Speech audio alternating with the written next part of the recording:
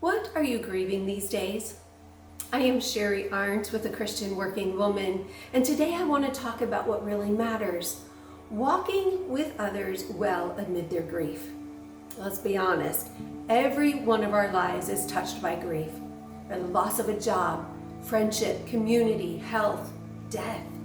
And since grief touches all of our lives, it matters how we stand with others through their seasons of grieving, especially as followers of Christ.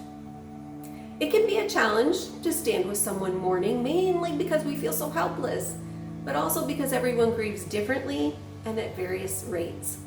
I have a close friend that at 5 months pregnant was given a diagnosis of her unborn child that would not allow him to live long after he was born. This was the beginning of her grief. She did carry full term and gave birth to a perfect little baby boy who did not live more than 24 hours.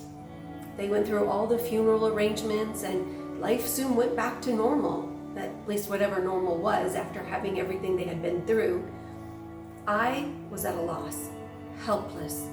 I had no experience with such loss and had no idea what my friend needed. So I called an acquaintance who had lost an infant and I sought some guidance. The best thing I learned was just be available, sit with the person, call often, and listen.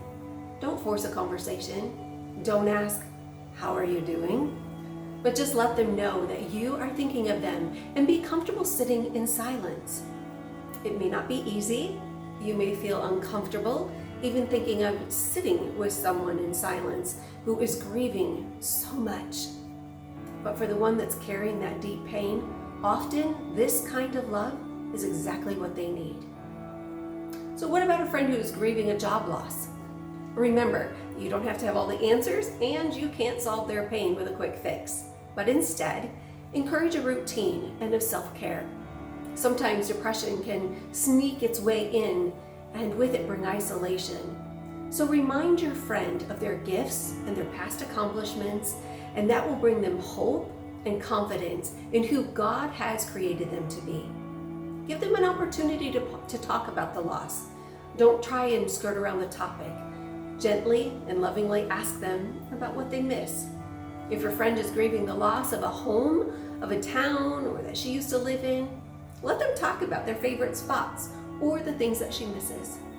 If your friend is facing a health concern, let her talk about the impact that it is having on her life. And then listen, validate her feelings. Don't judge. If I'm being honest, walking well with my grieving friend was really hard for me. 2 years after losing her child, she was still grieving, and I thought, shouldn't she be moving on by now? Look at all that's happened since then. But I needed to keep my mouth shut, and throwing judgment into the wind, I needed to continue to listen and be there for her. And depending on the loss, help maybe coordinate any needs that they are having during the beginning of their grief. Do they need house cleaning, yard work, groceries, meals, errands run, or rides? In the case of a job loss, do they need help pulling together a resume or networking? Often when we're in grief, we don't know what we need. And as a friend, this might be a time that you shouldn't ask, but just do.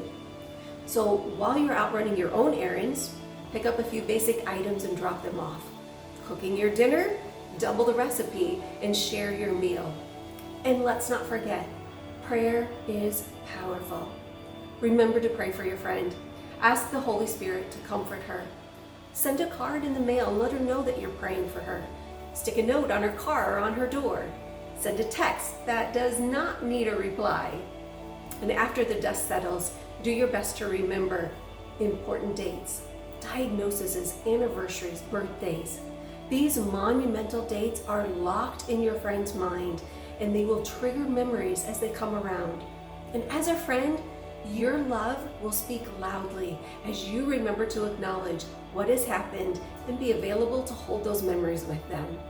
We all carry loss of some kind, so let's be gentle and patient with one another. Be willing to listen and be available.